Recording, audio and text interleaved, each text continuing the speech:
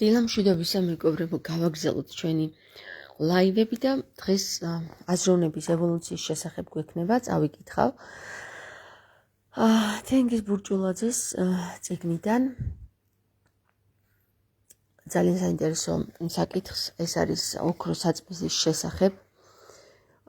ოქროს ბეწვიანი ვერძის ისტორია, თუ რას ნიშნავს ჩვენი საქართველოს ისტორიისთვის და საქართველოს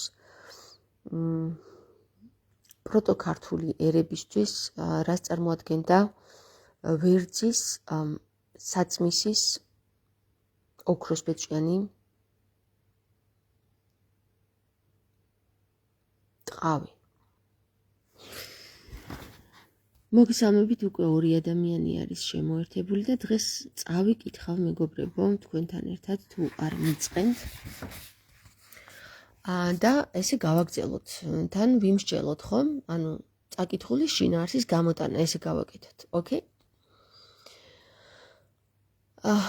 ოქროს ბეწვიანი ვერძის ისტორია. როგორი იყო კოლხური მისტერიების ეზოთერული წრეების საქმიანობა, მთლიანობაში ძნელი აღსადგენია და ისიც უცნობია, თუ ვინ იყვნენ ის სიბრძნის მასწავლებლები ქურუმები, რომლებიც სათავეში ედგნენ ამ სკოლებს.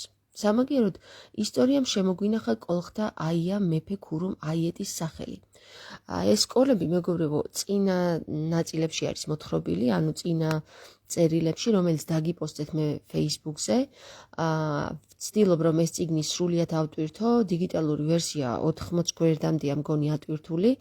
იუთუბერებს მინდა ვთხოვო, რომ თუ ინტერესი გაგიშლეთ ამ წიგნის მიმართ, გადმოდით Facebook გვერდზე შემომიერთდით და მოძებნეთ ჩემს პინ გვერდზე, ესე იგი აზროვნების ევოლუციის შესახებ თენგიზ ბურჭულაძის წიგნი.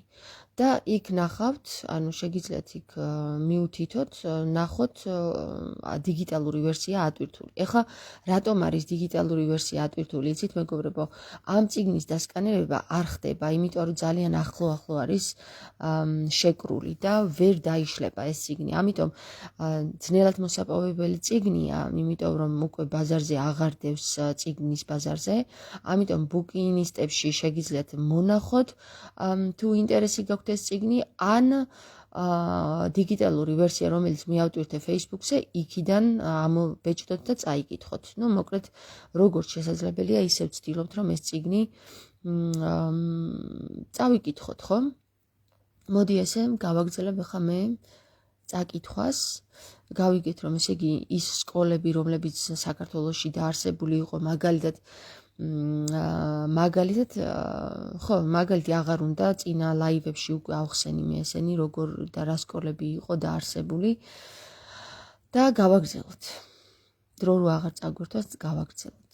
ესე იგი, ისტორიამ შემოგვინახა კოლხთა აია მეფე ქურუმ აიეტის სახელი, რომელიც ქვეყანას მე-13-მე-12 ძველი წელთაღრიცხვით მოადგნენ საუკუნეებში. ესე იგი, მე-13-მე-12 საუკუნეებში ძველი წელთაღრიცხვით მოადგნენ არგონავტები. არგონავტების იაზონის, თეზევსის, ორფეოსის, ჰერაკლეს და სხვათა მგზავრობა. გადავშალოთ. თქვენთანაც გადავშალოთ. ფაზისის ნაპირებთან და ოქროს საწმისის გატაცების ამბავი ერთი უნიშნულოვანესი ფურცელია კაცობრიობის ისტორიაში. ფაზისთან დაკავშირებით, მეგობრებო, თუ გახსოვთ, მე წარგიდგინეთ ასევე წიგნი, რომელიც არის ესე იგი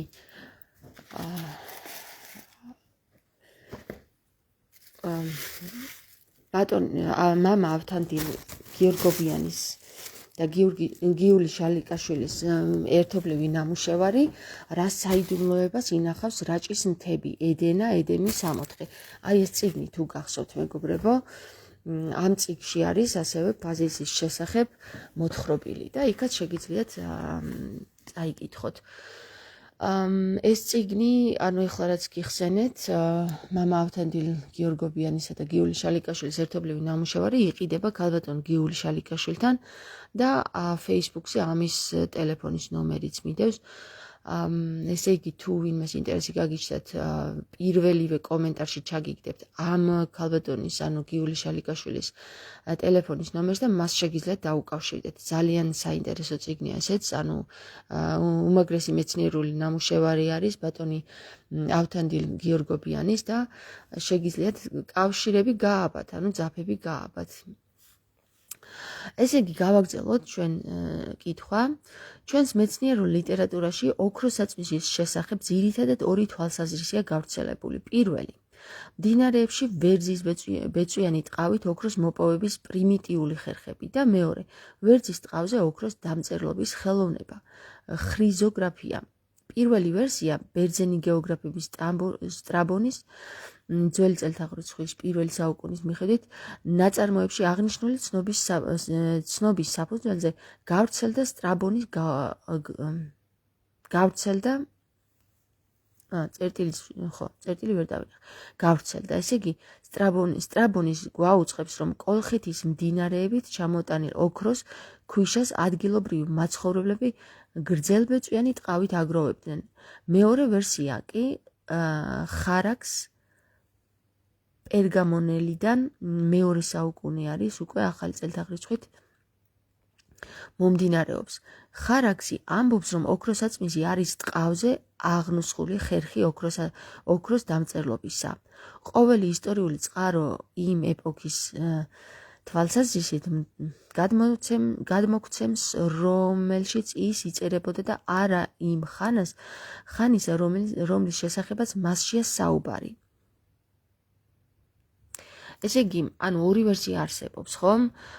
ერთი ის, რომ ვითომ და ამ ტყავით მოიპოვებდნენ ოქროს, ანუ თქვენ იცით, რომ ამ ტყავის მეშვეობით არგონავტებმა რო წაიღეს ეს ოქროსაწმისი, ამ ტყავის მეშვეობით ოქროს მოიპოვებდნენ მდინარეებიდან, ან მეორე ვარიანტი არსებობს, რომ ესე იგი ამ ტყავზე არის დაწერილი რაღაც ფორმულა, რომლითაც გამოიმუშავებდნენ ოქროს, ხომ? სტრაბონის ისტორიულ საბუთებში ეჭვის შეტანა დაუშვებელია, მაგრამ ისიც დაუშვებლად მიგვაჩნია, თითქოს ოქროსაწმისის მდინარეებში ოქროს მოპოვების პრიმიტიულ ხერხს უნდა ნიშნავდეს.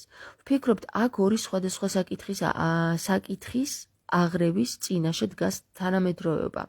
რაც შეეხება ტყავზე ოქროს დამწერლობის ხელოვნებას, ისიც მოგვიანო ეპოქის აზრობრივ განწყობას უნდა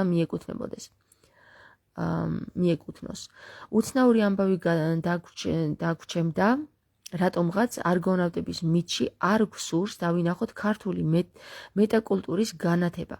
მეცნიერების ისტორია გვასწავლის, რომ უთვალავი გადახრები, რომლებიც საუკუნების მანძილზე დაგვიგროვდა, აიხსნება მხოლოდ იმით, რომ დროთა მსვლელობაში მთელი რიგი საკითხები არასწორად იყო დასმული ან განვითარებული. ხო, მეგობრებო, ანუ ესე იგი გასარკვევია ჯერ კიდევ რა იყო, რა იგულისხმებოდა ამ ტყავში ოქროსაწმისში, ხო? მიუხედავად იმისა, რომ მეცნიერული ჯგუფები ჩარეულია და იკვლევენ ამ საკითხს, მაინც ბუნდოვნად არის აღწერილი, ბუნდოვანია ჩვენს ისტორიაში, რას ნიშნავდა ეს ოქროსაწმისი.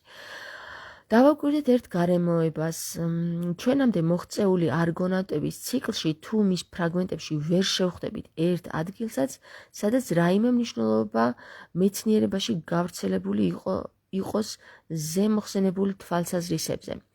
საგანგებოდ გვინდა შევჩერდეთ თქმულების იმ ნაწილზე, სადაც აღწერილია კოლხეთში ფრიქსეს ოქროს ბეწვიანი ვერძის მოგზაურობა.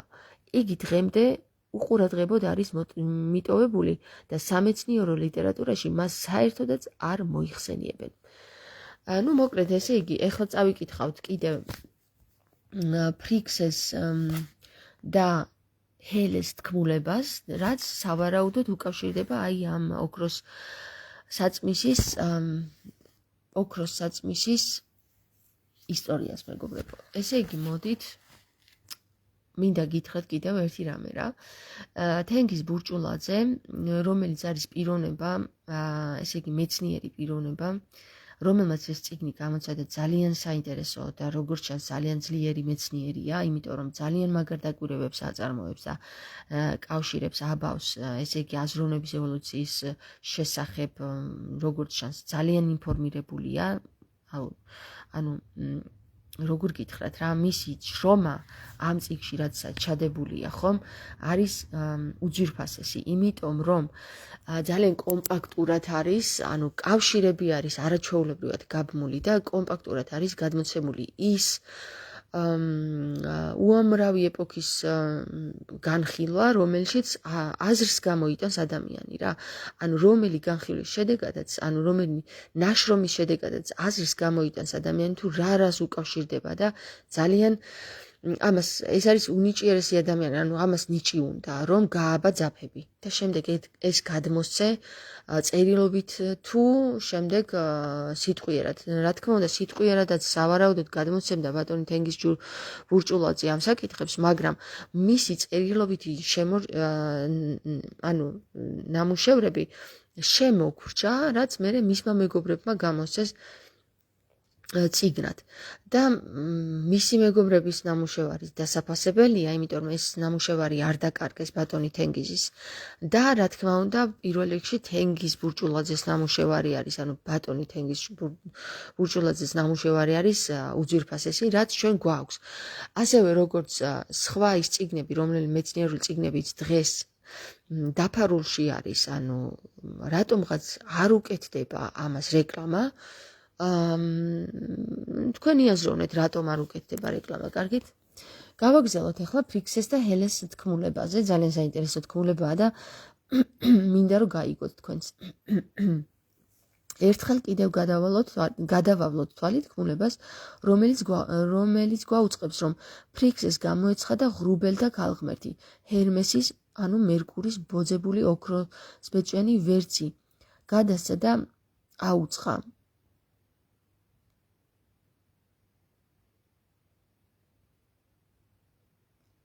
რომ დასთან ერთად შორეულ ჩრდილოეთში უნდა გამგზავრებულიყო. იქ, სადაც ზღვაა ევროპას აზიისგან ყოფს. ჰელე ვერძიდან გადმოვარდა და ზღვაში ჩაიწირა. ზღვას ჰელეს პონტი ეწოდა. თქვენ იცით, რომ შავ ზღვას ეწოდებოდა პონტოს ზღვა, ხომ? იცით თქვენ ალბათ. ფრიქსემ შვიდობით მიაღწია კოლხეთის მეფის აიეტის სამფლობელოს. ვერძი ღმერთებს შესწირა, ხოლო ტყავი აიეტს გადასცა. აიეტმა იგი გამოქვაბულის წინ მუხის ხეზე ჩამოკიდა, მუხა კულტმსახურების ადგილი იყო და საშინელი ურჩხული დაუყენა დარაჯად. თავად განსაზღვრეთ არგონავტების მოგზაურობა კოლხეთში ფრიქსეს შემდგომ მოხდა. თქმულებიდან ნათლად ჩანს, რომ კოლხეთში ოქროსაწმისი არგონავტებამდე შემოტანილი ცოდნაა. ახლა მოვუსმინოთ დოროდე სიცილიელის ფრიქსოსის პონტოსკენ წამოვიდა. ახლა მოვუსმინოთ დიოროდე სიცილიელს. ფრიქსოსი პონტოსკენ წამოვიდა, მიადგა კოლხიდას და რაღაც წინასწარმეტყველების თანახმად ვერძი მსხვერპლად შესწირა, ხოლო ტყავი არესის სალოცავში მოათავსა. აიეტი მკაცრად იცავდა იმ ადგილს, რათა არც ერთ უცხოელს არ გაებედა ფეხის შედგმა მის ქვეყანაში. მან წმინდა ადგილს ზღუდე შემოავლო და შიგ მცველები ჩააყენა. ეგვიპტური კულტურა ამთავრებს თავის განვითარებას. ანუ ამ პერიოდში ეგვიპტური კულტურა ამთავრებს თავის განვითარებას. მზადდება ბერძნულ-ლათინური პერიოდი. ამ შუალედში საჭიროა მისტერიალური სიბრძნის შენახვა, მისი ჰერმეტიზაცია. ამ ამოცანას ასრულებს კოლხური მისტერიები. არგონავტების თქმულების მეორე ნაწილი გვაუწყებს დელფოსის მისანმა ჰელიას ამცნო უფრთხილდეს იმ კაცს, რომელსაც ცალფეხზე სანდალი აცვია, ხოლო ტანზე ტყავის გადავიდეთ. თქვენთანაც გადავიდეთ. ტყავის მოსასხამი. გამოჩნდა უცნობი ჯიქის მანტიით.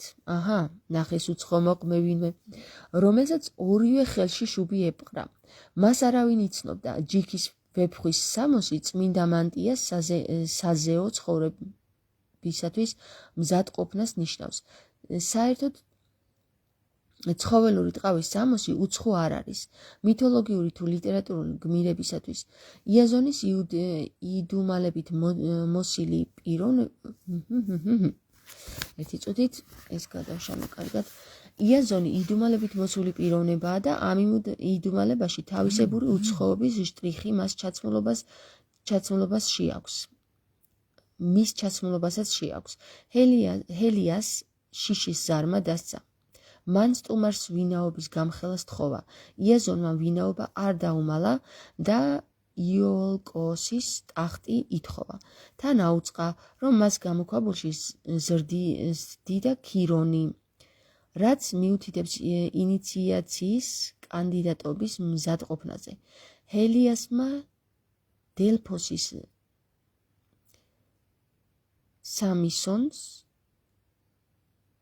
დელფოსის სამისნოს მითითებით იაზონს კოლხეთში გამგზავრება და ოქროს საწმისის მოტაცება დაავალა. ქვაბი, ანუ გამოქვაბული, სიმბოლოა მისტიური ჩაღრმავებისა. იაზონმა ურჩხულს უნდა გამოსტაცოს საუნჯე, ანუ ოქროს საწმისი, რომელიც დასავლურ რაინდულ ხისმეტყველობაში გრაალის სიმბოლოდ არის მიჩნეული. იაზონმა მოუხმო ათენას, ესე იგი ოქროს საწმისი გრაალის სიმბოლოდ არის მიჩნეული. უფრო სწორედ, იაზონმა ურჩხულს უნდა გამოსტაცოს საუნჯე, ესე იგი ოქროს საწმისი, რომელიც დასავლურ რაინდულ ხისმეტყველობაში გრაალის სიმბოლოდ არის მიჩნეული. საინტერესო რაღაცაა, ესე იგი ქვაბი, ანუ გამოქვაბული, სიმბოლოა მისტიური ჩაღრმავებისა. ქვაბი არის სიმბოლო მისტიური ჩაღრმავებისა, გამოქვაბულში იმიტომ ცხოვრობს სტარიელი, ნახეს უცხო მოყმე ვინმე? ანუ, ეხლა, საინტერესოდ მივადექით ერთ ადგილს რა. და ოქროს საწმისი კიდე არის საუნჯე, რომელიც დასავლურ რაინდულ ხისმეტყველობაში გრაალის სიმბოლოდ არის მიჩნეული. ანუ ნესტან დარეჯანი. ხო, ეს არის ნესტან დარეჯანი. ოქროს საწმისი, ესე იგი უმაღლესი ცნობიერება. ქვაბი კიდე სიღრმეებში მოგზაურობაა. ესე იგი ტარიელი მოგზაურობს თავის სიღრმეებში და ოქროს საწმისს ეძებს, ესე იგი ნესტან დარეჯანს ეძებს. ხო, საინტერესოა მეგობრებო, დააკავშირეთ რა. იაზონმა მოუხმო ათენას, გონიერების ქალღმერთი. ააგო, ანუ თინათი. გონიერების ქალღმერთი. ააგოს სწრაფმავალი გემი, არგო, სულიერი კვლევის სიმბოლოა ეს. შეკრიბა ყველა თვალსაჩინო გმირი, გადალახა ზღვა და უთვალავი ხიფათისა და თავგადასავლის შემდეგ მიაღწია კოლხეთის ნაპირებს. არგონავტები აყვნენ მდინარე ფაზის, რიონს და მიადგნენ ოქროს საწმისის მცველ მზის მისტერიებთან წილნაყარ ქურუმ მეფე აიეტის სასახლეს, რომლის ოქროს დარბაზებში მზე ისვენებდა ღამით. არისტოტელეს ეკუთვნის სიტყვები ოქროთი მდიდარი კოლხეთის მეფე აიეტი.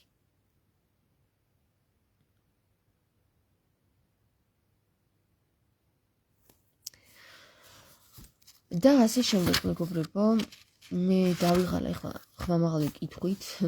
თქვენ გააგრძელეთ, ეხლა დაგიპოსტავთ თანდათან, აი ეს თქვენ გააგრძელეთ და იაზროვნეთ.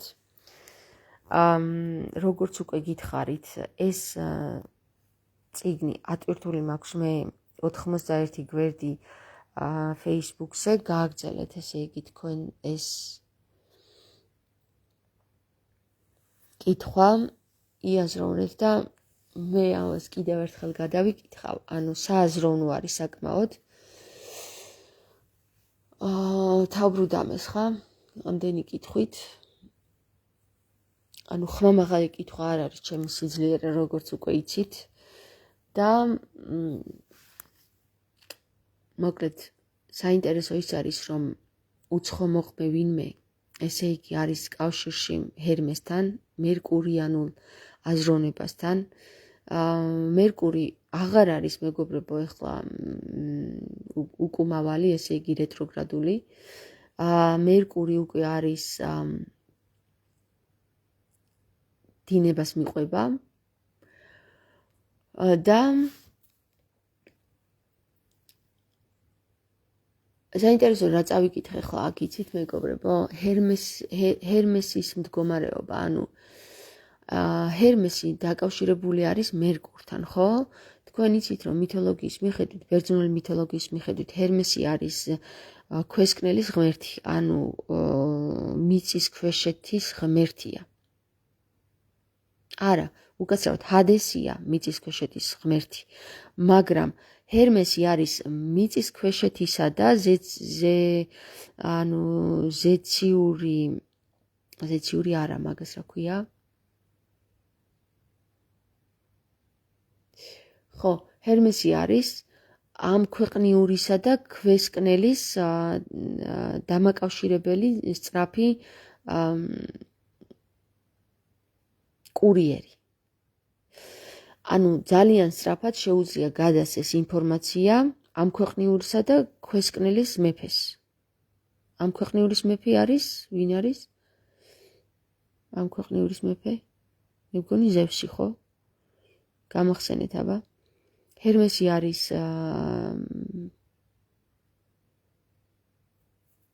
არესი, უпроსწორად უკაცრავად.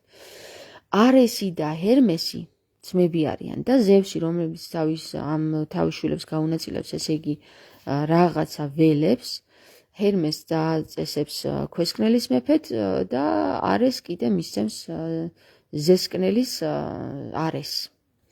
და ზესკნელისა და ქვესკნელის ინფორმაციული ვერია, როგორც ლიფტი რა, ლიფტით რო ჩააწოდო ინფორმაცია ქვესკნელს, ისეთი დამაკავშირებელი კურიერი არის ჰერმესი. უსწრაფესი გადამცემის საშუალება არის ინფორმაციების. მე მაგათ ყავთ კიდე ქალები, იმათაც თავიანთი სახელები აქვს. ახლა ეს სახელები ძალიან მავიწყდება ხოლმე და რო არ ავირიო ამ სახელებში, მოკლედ ბერძნული მითოლოგია არის ქართულ მითოლოგიასთან როგორც ჩანს აი ამ წიგნის მეშვეობით კავშირში და ეს წიგნი კიდე ძალიან მნიშვნელოვანი ინფორმაციებს გვაწვდის იმ მხრივ რომ გავიგოთ რა არის ვეფხის ტყაოსანში და მოკლედ ჯაჭვური რეაქცია ხდებით ხომ როგორ გადაბმულია ერთმანეთთან ეს წიგნები ცნობიერება საერთოდ გადაბმულია ერთმანეთთან და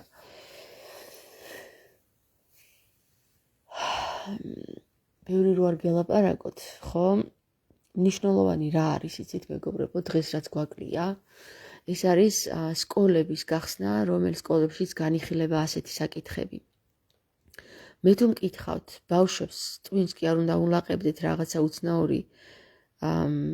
უცნაური ინფორმაციებით რომელიც დღეს ისწავლება არამედ აი ესეთ საკითხებს უნდა ვასწავლიდეთ იმიტომ რომ ძალიან მაგარი ჭკვიანი ბავშვები არიან ახლა რა და ჩემ ბიჭს ისეთი კითხვები აქვს 7 წლის არის რომ ეხლა მე რო დავდგე და ესენი მოუყვე, ხო?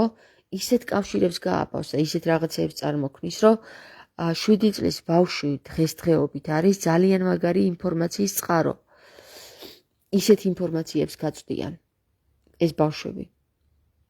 2000 წლის მერე დაბადებული ბავშვები.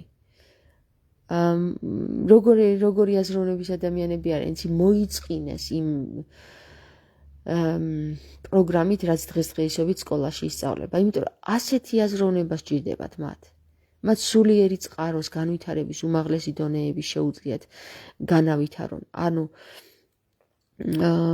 მათთვის ის რითიც ჩვენ სწავლობდით არის მოსაწყენი, იმიტომ რომ ძალიან პრიმიტიული აზროვნებაა. და მათი გონება იმდენად ძლიერია, რომ შეუძლიათ უკვე ამ დონეზე იაზრონონ. ჩვენ უნდა ვასწავლიდეთ მითოლოგიებს, როგორც ქართულს, ისე ბერძნულ, ისე რა ვიცი, რაც კი მითოლოგია არსებობს, განვიხილავდეთ ამ ბავშვებთან რა და ჩვენც ვისწავლით ამ ბავშვებისგან და დავუკავშირდებით ისევ იმ წყაროებს, აი ამ წიგნში, რომელზეც არის საუბარი რა. მოდი გავაგრძელოთ, თუ გინდა დამეღალო თვალი და ეხლა გავაგრძელებ, მოდი გავაგრძელებ და ბევრი აღარ დარჩა, 1-2 ფურცელი დარჩა.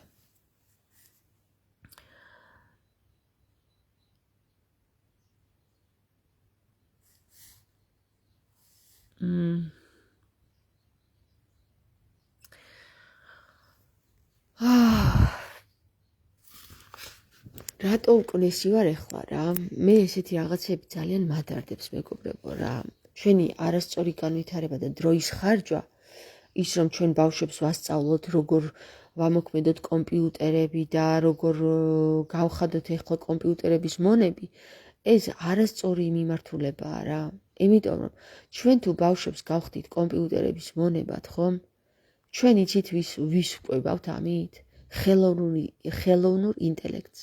და თუ კი ხელოვნურ ინტელექტის მონებად დავაყენებთ ჩვენ შვილებს და მათ ვამუშავებთ იმისთვის, რომ ვიღაცა, ვინც ხელოვნური ინტელექტის თავში დგას, შემდეგ ეს ხელოვნური ინტელექტი ისევ ჩვენი შვილების საწინააღმდეგოდ გამოიყენოს, ხო? აი წარმოიდგინეთ რა დაცემული აზროვნება, იმიტომ რომ ჩვენ გვთავაზობენ დღესდღეობით მედიის საშუალებით იმ ინფორმაციას და რეკლამას, რომ აი თქვენი შვილი დაეუფლოს გაჯეტების თამაშების ნაცვლად იმეებს, რა ქვია, პროგრამირებას. წარმოგიდგენიათ იმის გამო, რომ ჩვენ ფული გამოვიმუშაოთ და პროგრამისტი ბავშვები გავხადოთ, ხო? ანუ ჩვენ ხო პერსპექტივას ხედავთ, რომ პროგრამირება ვასწავლოთ ბავშვებს და მონებად დავაყენოთ ამ ხელოვნური ინტელექტის, რომელშიც ისინი შეიტანენ იმ ინფორმაციებს, ეხლა მე რასაც გიკითხავთ და ამ ინფორმაციებს ისე უცბად გამოიყენებს მერე ის, ვინც ფლობს ამ ხელოვნურ ინტელექტს, ხო? მაგალითად ბილ გეიტსი, მაგალითად ილონ მასკი, მაგალითად ის ხალხი, ვინც თავში დგას რა. რომ თქვენ შვილებს გადაუხდის რაღაცა გროშის ფასად რაღაც თანხას, ამუშავებს და გააკეთებინებს იმ უნიკალურ სამუშაოს, რომელიც ჩვენთვის უნდა იყოს განკუთვნილი, ხო? ჩვენ თავებში უნდა შედიოდეს ეს და არა ხელოვნურ ინტელექტში. ჩვენ თავებში უნდა იყოს კავშირების გაბმა, რასაც ხელოვნური ინტელექტი დღეს აკეთებს და საბოლოო ჯამში ჩვენივე ხელით ვიკვეთ ჩვენს მომავალს. ჩვენ მხოლოდ ჩვენივე ხელით ვაწყობთ ჩვენს მონურ ცივილიზებულ ქვეყანას რა. ანუ ხდებით ხო, ჩვენ ისეთ სამყაროს ვაწყობთ, რომ ჩვენივე ხელით ვიმონებთ თავს, ჩვენივე სურვილით და ჩვენივე ნებით. ამიტომ მე რა მინდა რომ გითხრათ, იცით რომ ჩვენ თუ არ ვიმუშავებთ ჩვენს თავებზე და გავხსენით სკოლები, სადაც ხელოვნური ინტელექტი კი არ განისწავლება, არამედ ჩვენი შვილები განისწავლებიან ამ ცოდნით და ჩვენი შვილები ამუშავდებიან ამ უნიკალური ცოდნით, რომელიც ერთ დროს ძველი წელთაღრიცხვით მე-15 და მე-12 საუკუნეებში ჰქონდათ, ძველი წელთაღრიცხვით, ხომ? და იმის წინ. მაშინ ჩვენ ვერ მოვიპოვებთ თავის უფლებას. ჩვენ გავხდებით იმ ადამიანების მონები, რომლებიც ფლობენ ხელოვნურ ინტელექტს. ხელოვნურ ინტელექტის მფლობელები არიან, კიდევ ერთხელ გეუბნებით, რეპტილოიდური ჯგუფის წარმომადგენლები, რომლებთაც გათიშული აქვთ გრძნობები. გრძნობების გათიშვის შედეგად ისინი აბსოლუტურად უემპათიო ხდებიან და შენ დაგიმონებენ, გამოგიყენებენ, მოგკლავენ თუ რას გიზავენ, იმათ საერთოდ არ ადარდებთ რა. ანუ არანაირი შეგრძნება არ აქვთ, თუ კი შენ მოგექცნენ არა ადამიანურად. ნამუსის შეგრძნება არ აქვთ, სინდისის შეგრძნება არ აქვთ. იმიტომ ქვიათ რეპტილოიდური ჯგუფის წარმომადგენლები, თორე ცივსისხლიანები, თორე ჩვენ ვისაც ცხელსისხლიანები გვეწოდება და ცისფერსისხლიანები კი არა და გაწმენდილსისხლიანები გვეწოდება და ადამიანური შეგრძნებები ჯერ კიდევ ნამუსი, სინდის და შუბლის ძარღვი გაგვაჩნია, არა გვაქვს გაწყვეტილი, ხო? აი ის ადამიანები. იმ ადამიანების განადგურება მიმდინარეობს. განადგურება ფიზიკურ თუ ასტრალურ დონეზე. ასტრალური დონე არის ის, რომ შენ გეუბნებიან ის, რომ კარგია შენი შვილი რო ისწავლის დაპროგრამებას, ჩვენ მოგვემსახურება და ფულს მიიღებს. გესმის, აი რატომ გუშინდელი თემასთან დაკავშირებით, რატომ ისევ და ისევ მივდივართ ფულის მონობასთან, ხო? კავშირშია ეს რა. მოდი შემდეგ გვერდს დაგიპოსტავთ. ხო და მოკლედ ეს არის და ეს მეგობრებო ძალიან დიდი ყურადღება გვჭირდება იმისთვის რომ ჩვენ წავიდეთ სწორი მიმართულებით რა. ეს წიგნები აი ხა ამ ბატონ თენგიზ ბურჭულაძის წიგნი არ იყიდება. იმიტომ აღარ იყიდება რომ ამას ყურადღებას არავინ არ აქცევს. არა და უმნიშვნელოვანესი ინფორმაციებია გაჟღერებული ამ წიგნში. რისი აზროვნებაც უნდა შეგვწევდეს. ჩვენ თუ ეს აზროვნება არ შეგვწევს, ჩვენ და წარმოიდგინეთ რომ Android-ის დონეზე ვართ დასული. გვეტყვიან, დაგვაპროგრამებენ, გავაკეთებთ. შო. ეს არის ჩვენი ფუნქცია. ამ ფუნქციას გვიტოვებენ მარტო. მაგრამ ქართველი ერი ქართულ გენში დევს ძალიან ისეთი ინფორმაცია, რომ ამას ადვილად ვერ გაანადგურებენ. რო გაანადგურონ ეს ადვილად თვითონაც არ იციან, რომ ეს რომ გაანადგურონ დედამიწა შეწყვეტს არსებობას. ასტრალური ველი დედამიწისა დაიხურება. თუ კი ასტრალური ველი დაიხურება, ესე იგი ფიზიკური ველიც მალევე განადგურდება. და ასტრალური ველის განადგურებაზეა ახლა აქ ომი. ინფორმაციული ომი არის აქ. ინფორმაციას გაწვდიან მასობრივად მედია საშუალებებით, რომ კარგი არის შენ რომ გახდე მონა. კარგი არის რომ მონა გახდე. ამ და ამ გზით იშოვი ბევრ ფულს. აი რამდენი რეკლამა კეთდება ფული როგორ ვიშოვოთ, ხო? მაგრამ რეკლამა არ უკეთდება იმას, როგორ გავხდეთ თავისუფალი, ანუ ჩვენ როგორ გავხდეთ ჩვენი სულის მატარებლები. როგორ მოვიპოვოთ სული, ამას რეკლამა არ უკეთდება, მაგრამ უკეთდება ყველანაირად რეკლამა იმას, რომ როგორ მოვიპოვოთ ფული, როგორ ვიშოვოთ ბევრი ფული, როგორ გავხდეთ ბიზნესმენებში, როგორ გავხდეთ წარმატებული ბიზნესმენი, როგორ გავხდეთ მენეჯერი, როგორ გავხდეთ ის და მენეჯერი, წარმოგიდგენიათ? მეს ენის ჯერი. მესენის ჯერზე დაგვიყვანეს, მესენჯერის დონეზე დაგვიყვანეს, გესმით? და აი, რა ვიცი, როგორ გითხრათ რა. გონიურულობა, მე რომ ამ ძალისხმევას ვდებ ამ საკითხებში და უსასყიდლოდ გაწვდით ამ ინფორმაციებს, კიდევ ერთხელ გეუბნებით, არ გაყვედრით რომ უსასყიდლოდ გაწვდით. მე უბრალოდ მინიშნებას გაძლევთ იმაზე, რომ თქვენც უსასყიდლოდ უნდა გასცეთ. თორე ჩვენ თუ ეს უსასყიდლოდ არ გავეცით, ესა თუ ის ინფორმაციები, რომელსაც ჩვენ ვაცნობიერებთ, მაშინ ასტრალური ველის დახურვა მიმდინარეობს და ჩართულია პროგრამა, რომ ასტრალური ველი დახურონ. თუ ასტრალურ ველს დახურავენ, ცასა და ანუ თქვენ იცით რომ ადრე ცა და მიწა გაერთიანებული იყო, ესე იგი ეს ერთი ორგანიზმი იყო და შემდეგ გაიყო, ხო? დარჩა ფიზიკური ველი და ასტრალური ველი ცალ-ცალკე და მენტალური ველი დარჩა მათ შორის. ეხლა რას ცდილობენ, იცი რომ ეს ასტრალური ველი მთლიანად გაანადგურონ და ვერ აზროვნებენ იმდენს რომ ამას რო გაანადგურებენ ასტრალურ ველს. ფიზიკური ველი დიხანს არის, როგორი რაღაცა იცი, აი სიმსივნე როგორ შეუჩდება ადამიანს და თავისივე სასაზრდოოს ანადგურებს, ისეთი უჯრედები არიან ეს რეპტილოიდური წარმომადგენლები. წარმოიდგინეთ რა, ამ დედამიწისთვის და როგორც კი გაანადგურებენ, ესე იგი სასიცოცხლო წყაროს, მაშინვე ფიზიკური ველიც დაიხურება. გესმით? ამიტომ ჩვენ ახლა ვცდილობთ როგორც უჯრედები, აი სასიცოცხლო უჯრედები ხომ არის სისხლში და გადაგვარებული უჯრედები, სიმსივნური უჯრედები. აი სიმსივნური უჯრედები მოერევიან სასიცოცხლო უჯრედებს, მაშინ გაიმარჯვებს სიკვდილი. თუ სასიცოცხლო უჯრედები მოერევიან გადაგვარებულ უჯრედებს, ესე იგი რეპტილოიდური რასის წარმომადგენლებს, მაშინ გაიმარჯვებს ისევ და ისევ სიცოცხლე. ისევ დაუკავშირდება ასტრალური მიწას, ანუ ფიზიკურს და ასე შემდეგ რა. ჩვენ ახლა ამ ომში მიმდინარე ასტრალური ველის ომში, ესე იგი ინფორმაციული ველის ომში ვართ და ინფორმაციული ველის ომში უკვე ხმალი, ფარი და თოფები და ისენი ბომბები აღარ გვაწყობს, ეს ფიზიკური ველის ომია.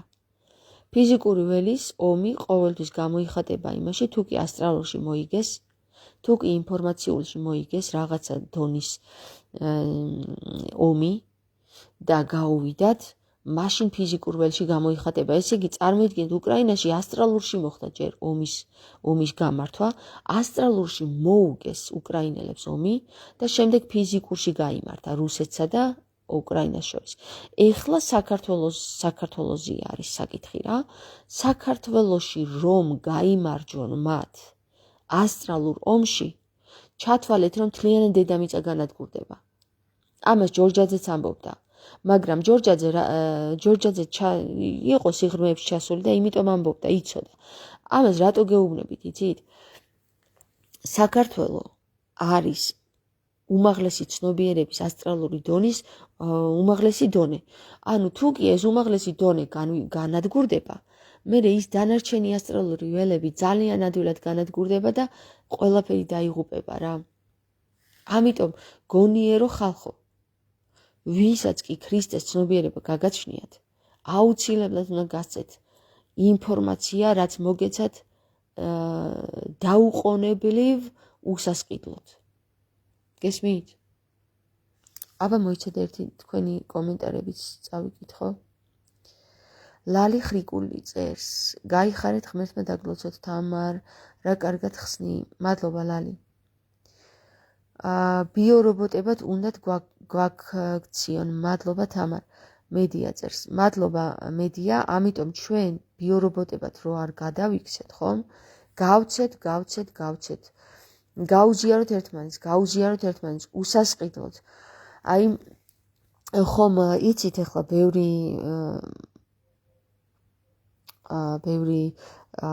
სკოლები არა, მაგათ ქვიათ სალონები, ბევრი სალონები გაიხსნა, სადაც გადაიხდი ფულს, იქ მოგცემენ ფასიანი განათლება ფასიანი გახდა რა და იქ მერე მოგაწვდიან ინფორმაციებს. ისიც საკითხავია, როგორ ინფორმაციებს გაწვდიან, დაბინძურებულს თუ გაწმენდილს, გესმის? და მე რასაც ვაკვირდები, უმრავლეს შემთხვევაში დაბინძურებული ინფორმაციები იყიდება.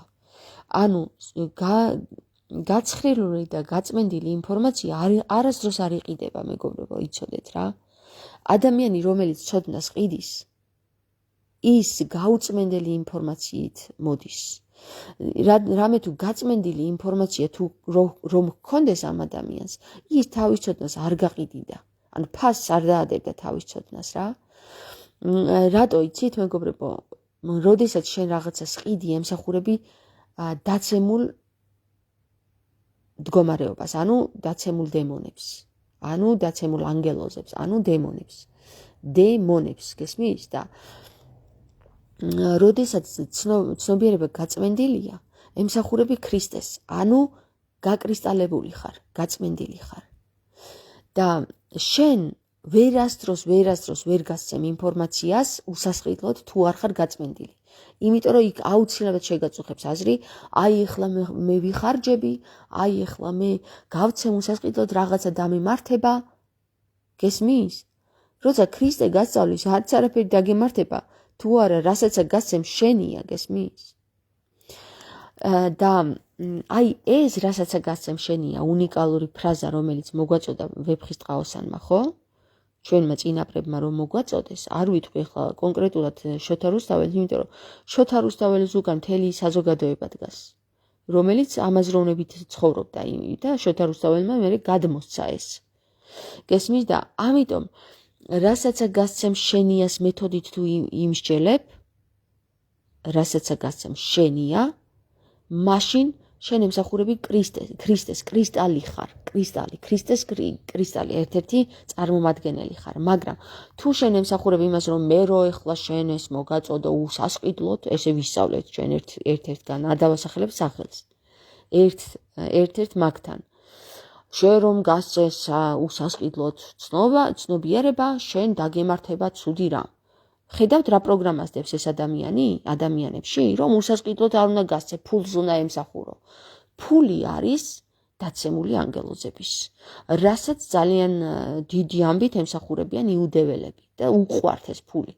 და ქრისტესთვის არ არის ფული. ნახე, იუდასაც იუდეველების სახელია ჩადებული.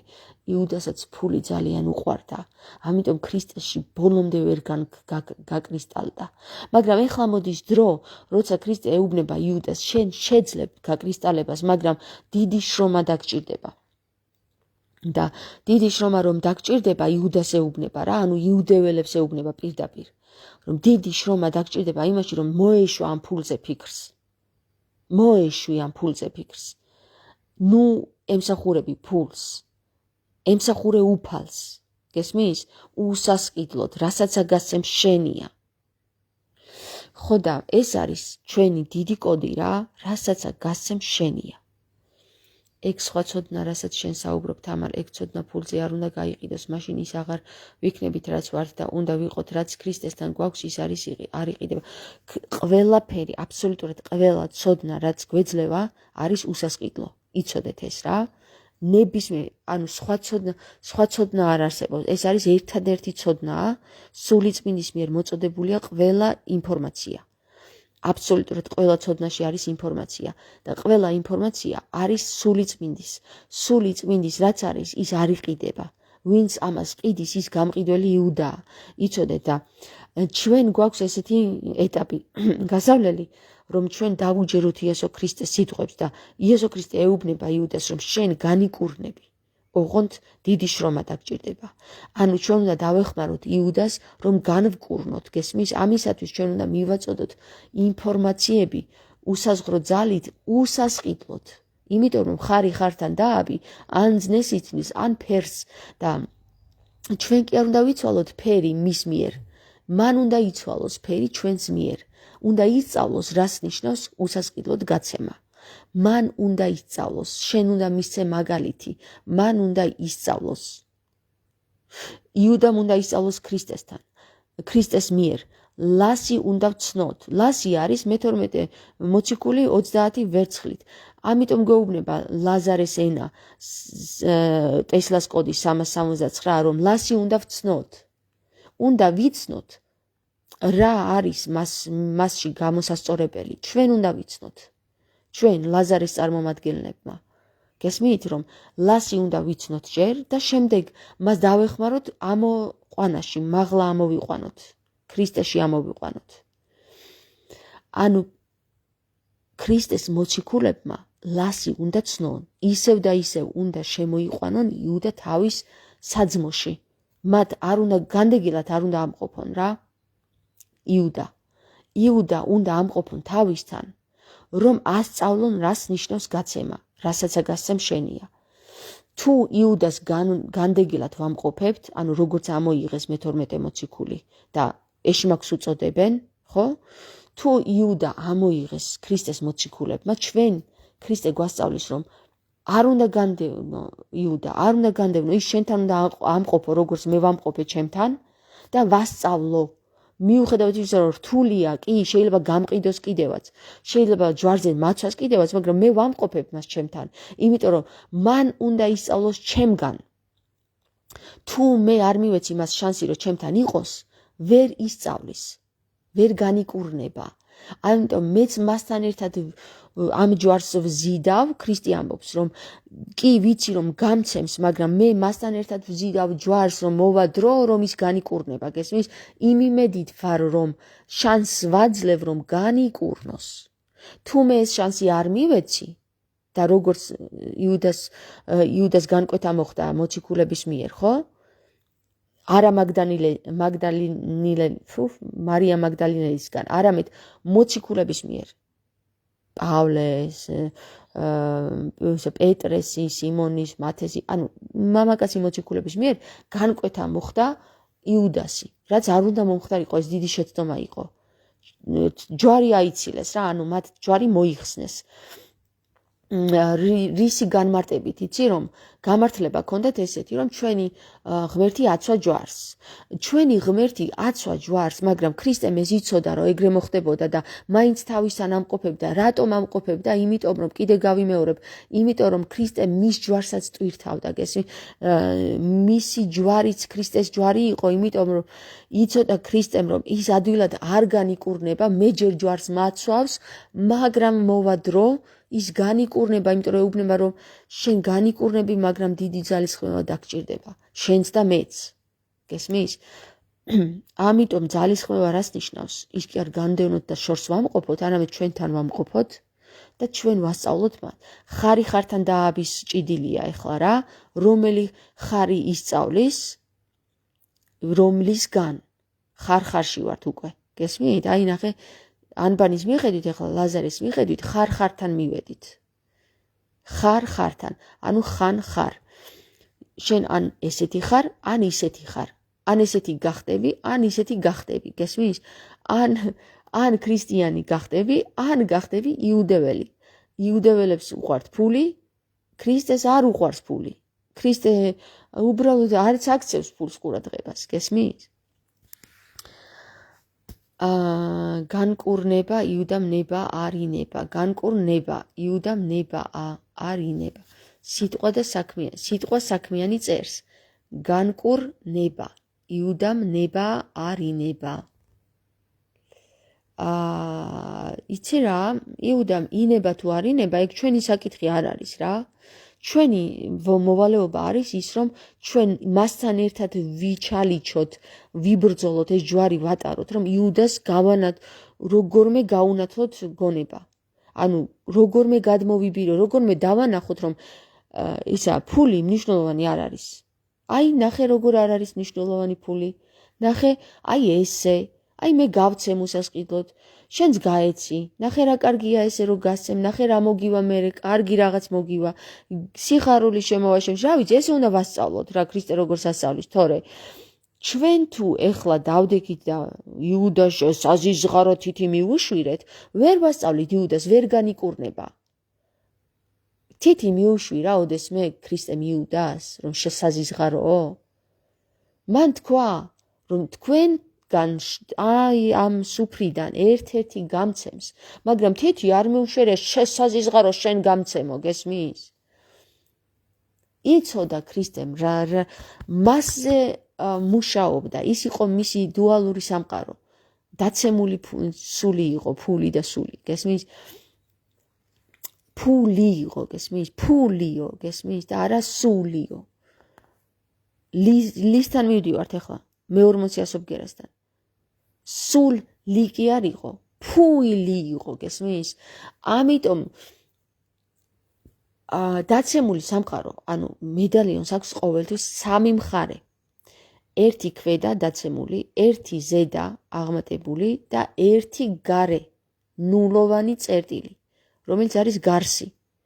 აი ეს სამი მხარე მონეტის უნდა გავიგოთ რას ნიშნავს.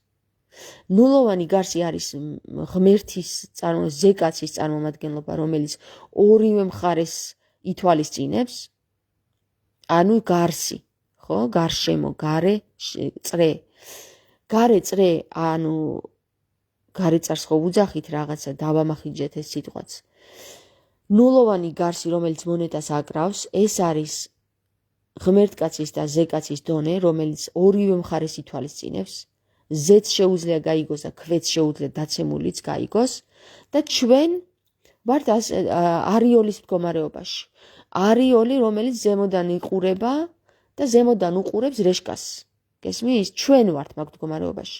მაგრამ ჩვენ გვაქვს გასაგები რა არის ნულოვანი მდგომარეობა და ეს არის იმ გარე წრის მდგომარეობა, რომელიც ახასიათებს ზეკაცს. ორივე ესმის. იმისაც. არჩევანს თვითონ აკეთებს. არჩევანში არის ერთი მოცემული. ერთ მიმართულებას ირჩევს. one. ერთ მიმართულებას ირჩევს, რომ დაცემულ მხარეს ეხმარება ავიდეს ზეკაცის მდგომარეობაში. დაცემულ მხარეს ეხმარება. გესმით? კი არ განდევნის ეხმარება. ნახეთ რას ამბობს ქრისტე, რომ ორ ბატონს ერთად ვერ ემსახურები. ორ ბატონსო იძახის. შენ რომ ორი ბატონის შესახებ იცოდე, ჯერ ისიც უნდა იცოდე რას ნიშნავს და ისიც უნდა იცოდე რას ნიშნავს, კარგიც და ცუდიც. თორე სხვანაირად ორ ბატონს ვერ იტყვი. მან სხვანაირად იტყვი მხოლოდ არსებობს კაც, კარგი, სინათლე, ნათელი, პლუსი, დადებითი და ასე შემდეგ, ხო? და შენ რომ შეგეძლოს ორი ბატონის განსაზღვრება, უნდა იცნობდე დუალური და ბინალური სამყაროს მდგომარეობას, ესე იგი, დაცემული კაცის მდგომარეობასაც და ზეკაცის მდგომარეობასაც. დაცემული კაცის მდგომარეობა არის ის, რომ შენ შეგეძლოს ჯოჯოხეთში ჩასვლა, როგორც ქრისტემ გააკეთა, ზეკაცის მდგომარეობა არის შენ შეგეძლოს ამაღლებაც, როგორც იესო ქრისტემ გააკეთა. სიტყვა საქმიანი ამბობს კი, რასაც ამბობ ეგრეაო. და ასე რომ მეგობრებო, თქვენ გონიერი ადამიანები ხართ, დარწმუნებული ვარ, რომ ჩემზე ბევრი სიბრძნეებიც არის თქვენში და ეს სიბრძნეები გამოიძახეთ, ნუ შეგეშინდებათ აზროვნების, ნუ შეგეშინდებათ სწავლის, ნუ შეგეშინდებათ წიგნების კითხვის, იმიტომ რომ ქრისტე გვეუბნება ყველა წერილი უნდა წაიკითხოთ, ყველა წერილი უნდა წაიკითხოთ. თუ ყველა წერილი წაკითხული არ გაქვთ, თქვენ ვერ ჩახვალთ ჯოჯოხეთში, ვერ შეძლებთ ქრისტესნაირად ჯოჯოხეთში ჩასვლას. და თქვენ ვერ შეძლებთ შემდეგ ქრისტესნაირად ამაღლებას, თუ თქვენ ყველა წერილი წაკითხული არ გაქვთ. ეს წერილები მარტო ბიბლიაში მოცემული წერილები კი არ არის. ყველა ის წერილი, რაც ჩვენმა წინაპრებმა დაგვიტოვეს, ყველანაირი წერილი, რასაც შეძლებთ წაიკითხე. და ღმერთი თვითონ გამოგიჩენს რა უნდა წაიკითხო. ეხლა ზოგ წერილთან გული არ მიგივა რა და შენთან არ რეზონირდება და ის ძალით არ წაიკითხო მერე რა. რაც შენთან არ რეზონირდება, ის ესე იგი შენი არ არის, არც ღვთიურია, ანუ ღვთიური რას ნიშნავს, იცი რომ შენთან რაც არ რეზონირდება, ღმერთში არ არის, ანუ ღანი მე და ერთში არ არის. ღანი მე და ერთი არის კიდე ის, რომ შენ მეში არ არის მოცემული. შენს ღანის გამოცდილებებში არ არის. ღანი არის სამყაროს გამოცდილებები, ანუ შენს გამოცდილებებში არ არის და შენ სულს არ უნდა ეს ინფორმაცია. ესე იგი, რაც რეზონირდება შენთან, ის წაიკითხე და ის ისწავლე.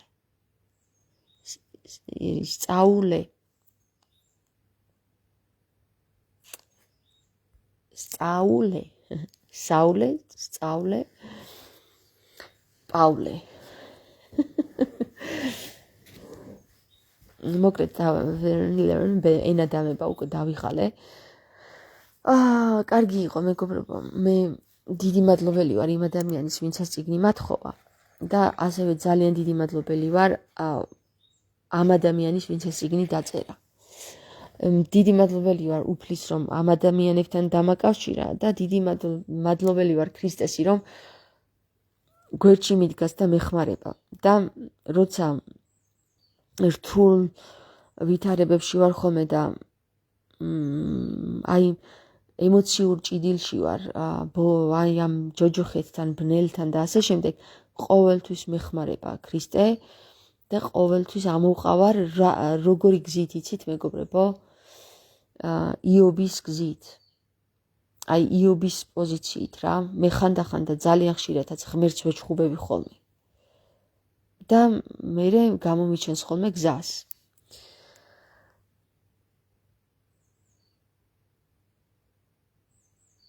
მედია წერს, თამა რომელ წიგნსაც ახლა განიხილავდი, გააგრძელე მისი განხილვა. მედიაზე რა მაინტერესებს. მედიაზე აქ წერია, სხვათა შორის ესე გრძნეულიო ესე არის მოხსენიებული რა და მე მედიას ვერ მივიჩნევ როგორც გრძნეულად, იმიტომ რომ მედიას ჰქონდა დიდი ცნობიერება, ესე იგი მენტალური ცნობიერება ჰქონდა ფლორასი. ფლორა იყო მისი სტიქია რა, ძალიან დიდი ცნობიერება. ხო, აქ წერია. ხო, გავაგზელო მედია? კაი, გავაგზელებ, მოდი. აი ესე გავაგზელებ რა. ოვიდიუს ნაზონის მეტამორფოზაში აღწერილია გამოცდა, რომელსაც კოლხი აიეტი პელასგელ სტუმარს უტარებს. ძოწისფერ მოსასხამში კვერთხით ხელში შემაღლებულ ადგილზე, ანუ გორაზე დგას მეფე ქურუმი აიეტი. ოქროსაწმისის შეძენის ფასად იაზონმა უნდა გამოავლინოს ცოდნა მთავარ საკითხებში. მაგალითად, მის გვერდით დგას აიეტის გრძნეული ასული. აი ნახე, მის გვერდით დგას აიეტის გრძნეული ასული, ჰეკატეს მთვარის ტაძრის ქურუმი მედია.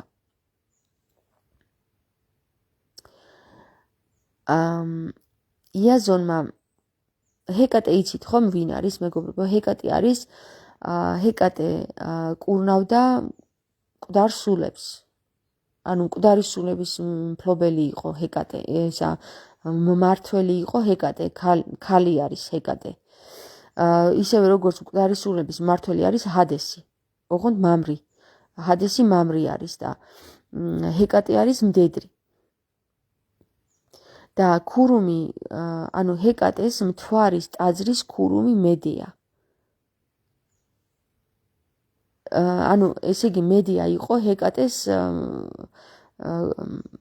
მიერ ინფორმირებული, როგორც ჩანს რა.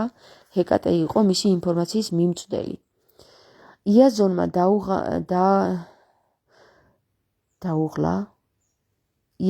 დაუღლა ორი ცეცხლმფრქვევი ხარი. არესის ველზე გაავლო ხნული. ხნულში ურჩხულის კბილები დათესა. მიწიდან ჯავშნიანი გოლიათები ამოიზარდნენ. მედიას მითითებით იაზონმა მათ ქვა ესროლა, გოლიათებმა ერთმანეთი დახოცეს. ნახე დავითის იმას უკავშირდებით. დავითის თხზულება კი არა და რა ქვია, დავითის ამბავს უკავშირდებით, გოლიათს რო ესროლა ქვა, ხო, დავითმა. აქ იაზონმა ესროლა ქვა გოლიათებს. საინტერესოა, ხო? იაზონმა გამოქვაბულის წინ მიაძინა ურჩხული, რომელიც საწმის დარაჯობდა და მედიასთან ერთად ზღვისკენ გაეშურა. აიეტი დაედევნა გაქცეულთ. მედია კვალს საკუთარ ძმას აფსირტეს და მის ნაწილებს ზღვაში მიმოფანტავს. ვიდრე აიეტი ამ ნაწილებს კრებს, არგონავტები დაწინაურდნენ. მედიას მიერ უფროსის ძმის სხვა ვარიანტში შვილები დახოცვის ისტორია, როგორც რუდოლფ შტაინერის გვაუწყებს, ცხადია, არ უნდა გავიგოთ პირდაპირი აზრით, როგორც ეს ევრიპიდეს და მის შემდგომი დროის მწერლებმა გაიაზრეს. დავიღალე მეგობრებო კითხვით რა, რატომღაც ვერ ვკითხულობ ეს დღეს ვერ ვკითხულობ. დღეს კი არა, საერთოდ ხმამაღალი კითხვა არ მიყვარს. აი ხა მეფანტება ასობგერები და ძალიან დიდი ძალისხმევა მჭირდება, რომ იმას ვქნა რა ვიკითხო. და ცოტა მეუხერხულება თქვენთან ესეთი სახის ხმამაღალი კითხვა. კარგი იქნება თუ ხელოვნურ ინტელექტს გამოვიყენებდით. ჩავწერდით და ის წაიკითხავდა. მოკლედ, სხვა ვარიანტში შვილები, ანუ ერთ ვარიანტში არის მედია ხოცავს ძმა, ესა კლავს ძმას და თავის ძმის ნაფლეთებს ყრის ზღვაში, მეორე ვარიანტში შვილებს ხოცავს და ზღვაში ყრის, მაგრამ ისტორია როგორც რუდოლფ შტაინერი გვაუწყებს, ცხადია, არ უნდა გავიგოთ პირდაპირი აზრით, როგორც ეს ევრიპიდეს და მის შემდგომი დროის მწერლებმა გაიაზრეს. დიოდორეს სიცილიელი გვაუწყებს გადმოგვცემენ, როგორც მედიამ დედისგან შეისწავლა მცენარეული ფესვების სხვადასხვა ბუნება, მათი საოცარი ძალა, შეისწავლა ძალების ყველა თვისება, ისტორიული ბიბლიოთეკა წიგნი 6.4 რაღაც წიგნია მოცემული. აპოლონ როდოსელის ცნობით მედიამ იაზონის პრომეთეს მალამოს სახელით წოდებული წამალი დაუმზადა, მაგიური თვისებების მქონე წამალი, იმ მცენარისგან კოლხიუმ, ესე ქვია, მზადდებოდა, რომელიც პრომეთეს სისხლით მორწყულ ადგილს იზრდებოდა. უკვდავების ძალა იდგა წამალში. კოლხეთი ფლობდა უძველეს ოკულტურ მედიცინას, რაც მისტერიების ცენტრებში იყო ცნობილი ხელდასმულთათვის. მას შემდეგ, რაც იაზონმა შეიძინა მარადიული საწყისი ოქროს საწმისი, მან უნდა შეესწიროს ცნობიერების ნაწილი აფსირტე გრძნობად სამყაროს. ამ ბრძოლის მოგება საკრალური განძისთვის ინიციაციის კულტურასთან ზიარების ტოლფასია. ამრიგად იაზონს კოლხეთიდან მოაქვს მერკურიანული ჰერმესის აზროვნების ელემენტი, რომელიც მომავალში ტაძრის სრულყოფაში გამოდგება. მერკურიანული ცნობიერება შემოდის. მერკურიანული ნაკადი დასავლეთისაც გააცნეს. განსაკუთრებით ფხიზელი მკითხველის საყურადღებოდ უნდა ითქვას, რომ ქართული კულტურა დიდად არის დავალებული ბერძნული სამყაროსგან.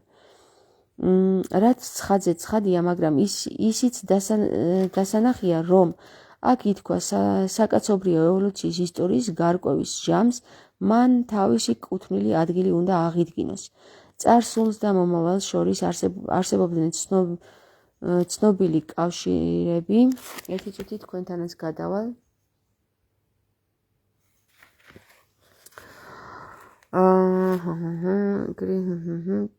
კავშირები. ეს ის პუნქტებია, როცა ძირეული მოვლენები ქრისტიანობამდე კვლავ წინა პლანზე გადმოდის. ქრისტიანობის შემდეგაც თითოეული ინდივიდუალობის სახელთან შეიძლება დაკავშირებული იყოს განსაკუთრებული სულიერი იმპულსი, როგორც უკვე ითქვა 5000 წლის წინათ კაცობრიობის განვითარებაში დაიწყო კალი იუგას დიდი ღამის პერიოდი. მასთან დაკავშირებულია ყველაფერი ის, რაც კაცობრიობის უდიდესი დაკავშირებული მონაპოვარია. კალი იუგამდე ადამიანის აზროვნება ადამიანის მშვინვიერი ძალების სულ სხვაგვარად იყო მოწყობილი. ისინი უშუალოდ განიცდიდნენ სულიერ სამყაროს.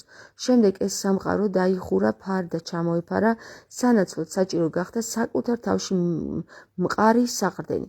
ადამიანმა ფიზიკურ გრძნობად სამყაროში მიაღწია ისეთ განვითარებას, რასაც ჩვენ ვუწოდებთ ცოდნას თვითშემეცნების შესახებ.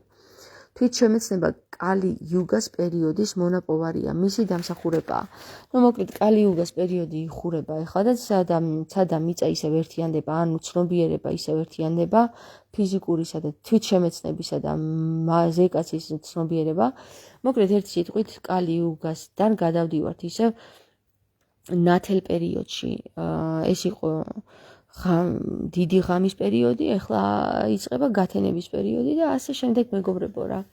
აი ეს არის მედია, ეხლა რაც შეეხება მედიას მე როგორ აღვიქვა, ვიცი?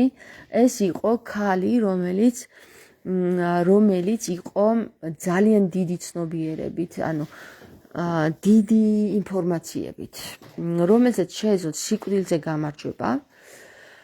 მაგრამ ის იყო ჯერ კიდევ ფიზიკური ველით და ანუ რასაც ქრისტე ამბობს, ხორციელი ვნებით ვერ შეხვალთო რა. ეს ადამიანი იყო ჯერჯერობით ხორციელი ვნებით შეპყრობილი. იმიტომ რომ ის თავისი იმ ხორციელი სიყვარულის გამო თავის ძმას, ანუ თავის შვილებს კლავს. ესე იგი ძმა და შვილები უნდა აღვიქვათ როგორც მისი ქმნილებები რა. ანუ ძმა არის მისი სისხლი და ხორცი, შვილებიც არიან მისი სისხლი და ხორცი. სისხლი და ხორცი რა არის? რა იგულისხმება? ეხლა სურათ ხატოვნად რომ აღვიქვათ, ეს არის შენი ქმნილებები. ანუ შენს მონაპოვარს ყრი ზღვაში რა, აცამტვერებ, ანადგურებ. იმის გამო რომ შენ ხორციელი სიამოვნება მიიღო, იმიტომ რომ სიყვარულია, იქ ხორციელი სიყვარული იყო. ანუ ტარიელსა და ნახეთ იმაში მე რასაც ვამბობ ხოლმე ჩემს ლაივებში, დუალური სამყარო და დუალური სული და ტყუპი სული. ტყუპიალი დუალი, ტყუპი და დუალ შორის მიმდინარეობს აქ განხმრთობები. ანუ ნახე დუალიდან უნდა გადაიზარდო ტყუპალში, იმიტომ რომ დუალში არის ჯერ კიდევ ფიზიკურისა და სულიერის ჭიდილი. ნახეთ როგორ გამოიხატება ეს ვეფხისტყაოსანში. ვეფხისტყაოსანში გამოიხატება, რომ ნესტან დარეჯანი და ტარიელი თინათინი და ავთანდილი. თინათინი და ავთანდილი არის უკვე ტყუპის სულის წარმომადგენლობა, განკურნებული სულის, ანუ ხორციელიდან ასული ზეკათში.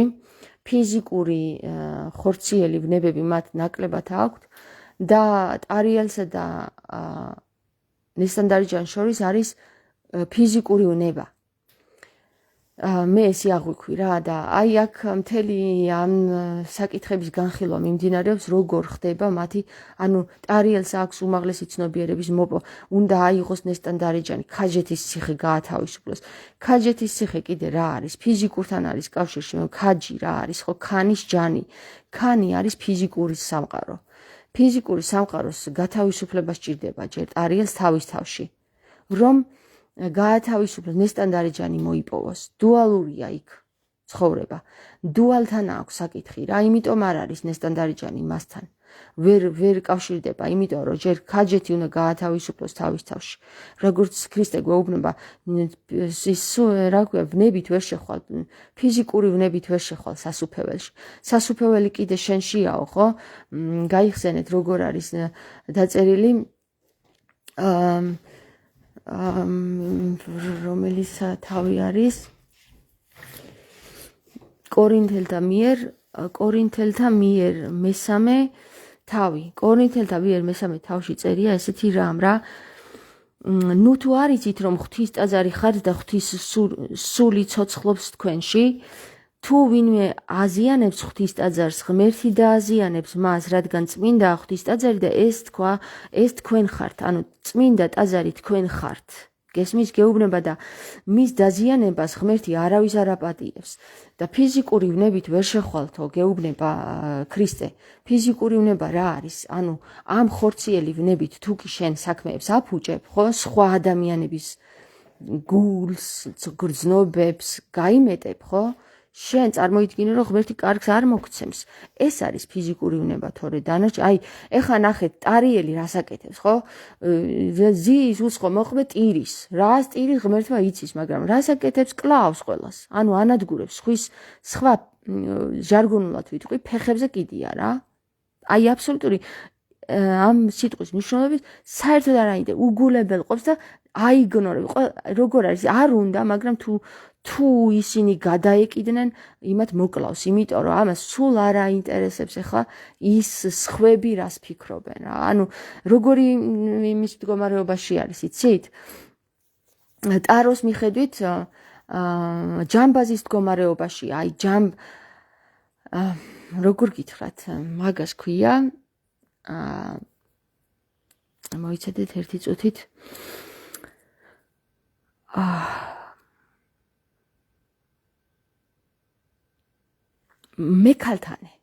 მეკალთანეს მდგომარეობაშია, რომ აი სულ არ აინტერესებს სხვა ადამიანების ემოციური ფონი, ემოციური მეკალთანეს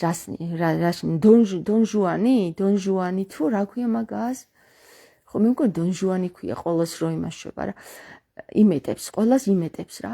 ხო და სხვა გაგებით რა, დონჟუანი ქვია, ქალებს აგდებსო და ქალებს კი არ აგდებს. მან თვითონაც არ იცის რომ ქალებს იყენებს, ანუ ისეთ მდგომარეობაშია რომ ვერ აფიქსირებს ხვის ემოციებს. ან დონჟუანის ის ეგ არის რა, სისუსტე.